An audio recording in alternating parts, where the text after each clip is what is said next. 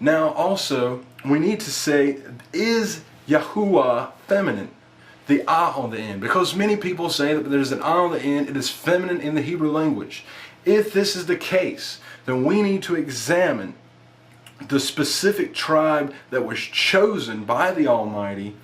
The Almighty shows through the 137 names that were given that I showed you earlier that end in Yah. Those names end in Yah. There's an ah on the end of these names. They are not feminine. We also need to look at the tribe Judah. The tribe Judah is the chosen tribe of Israel. This is the tribe that Messiah would come through. This is the tribe that was just glorified by the Almighty. He said that my name is on these people. So let's look at the Strong's number 3063. We see that Yehudah is spelled Yod, He, Waw, Dalet, He. Now, if we compare Yod, He, Waw, Dalet, He to Yod, He, Waw, He, we will notice the only difference is one letter. One letter. Every single scholar all over the world will say that this word is Yehudah. Some of them will say Yehudah, but we know that the Yah is established. It is Yahudah. They all agree on Yahudah. They all agree on the U. The wall makes a U in Yahudah, and then it has an ah on the end. If this is spelled the exact same way, this is the chosen tribe. The Father said that His name rests on these people, and there's only one letter difference. Then let's remove this letter. Interesting enough, this letter, Dalet, is the picture in Hebrew of a door. So if we go through the door of this tribe, we will find the Father's name. If you take the Dalet from Yahudah, you have Yahuwah. This is the name that was spoken to Moses. It is that simple. It has been established through all the names of the prophets. He has left a record. He said that He was going to publish His name to the entire world. It is on His chosen tribe, the tribe that the Messiah would come through. And this is a wonderful testimony to the modern day Jews. The word Jew referring to Judah, which is in the Hebrew Yahudah. His name is on His people. People say that the name will make His people stumble. I say that by His name, His people will be released. The captives will be set free once again. And all of Israel will dance and sing to His glorious name forever and forever according to the Scriptures. Remember that the commandments of men make the word of God of no effect. Now, what I want to look at and I want to examine is a wonderful prophecy, and this is the dedication of this entire video. I dedicate this entire video to the prophecy given by Malachi in chapter 3. We're going to start with verse 13. Your words have been harsh against me, says Yahuwah. You have said, what have we spoken against you? But you have said it is worthless to serve Elohim. And what did we gain when we guarded His charge? And we walked as mourners before Yahuwah of hosts. And now we are calling the proud blessed. Not only are the doors of wrongness built up, but they also try Elohim and escape.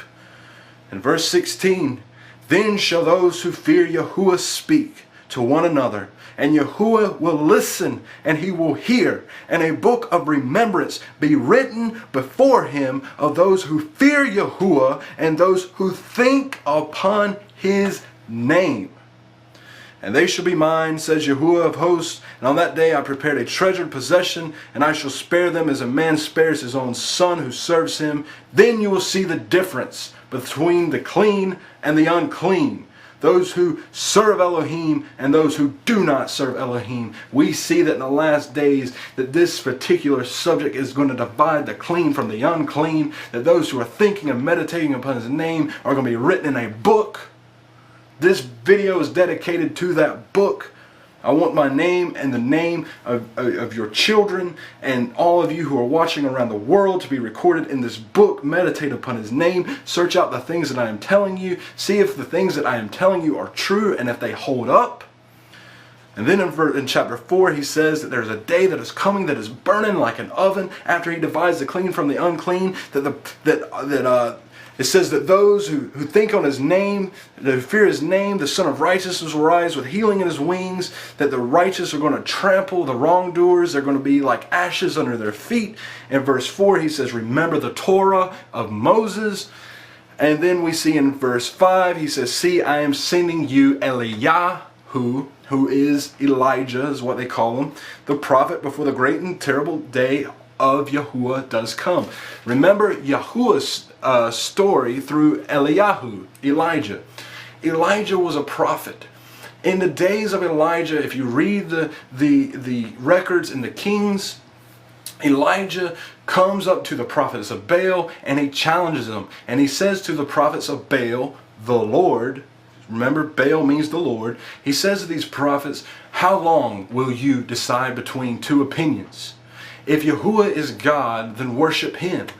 And we know the great showdown that Eliyahu had with the prophets of Baal, with those people who were calling on the name of the Lord. Remember, Lord means Baal. These people were calling the Father Baal to make an ecumenical movement so that anybody could come along and worship this particular ambiguous deity. When you call him Baal, he could be any Baal. He could be the Muslims Baal, the Christians Baal. He could be any Baal. But when you say Yahuwah, there's only one. There's only one. And this is what Eliyahu was saying.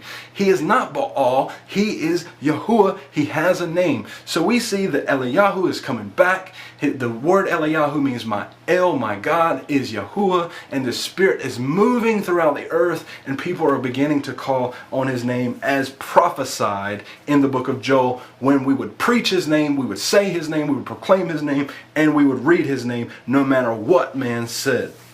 Now, let's look at those Hebrew letters once again.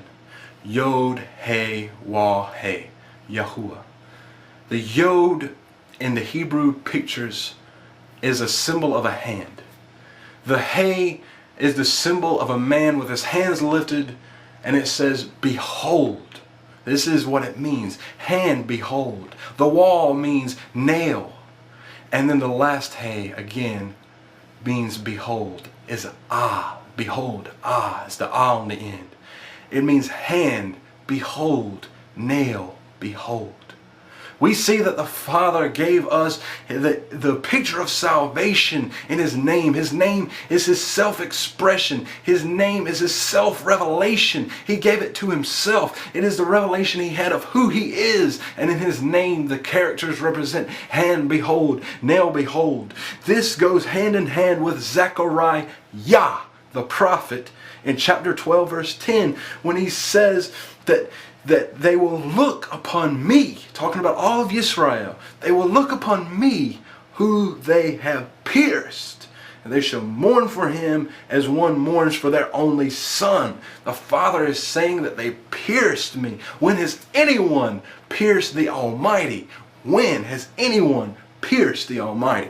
Let's look at King David. We know that Messiah comes through King David. Remember the proverb at the beginning? What is his name? What is his son's name? We've established his name. Now let's establish the son's name. We're going to look at King David's writing in the Psalms in chapter 22. We're going to look it up, and I want you to follow along. Psalms, the Tehillim 22. And we are going to start with verse 16.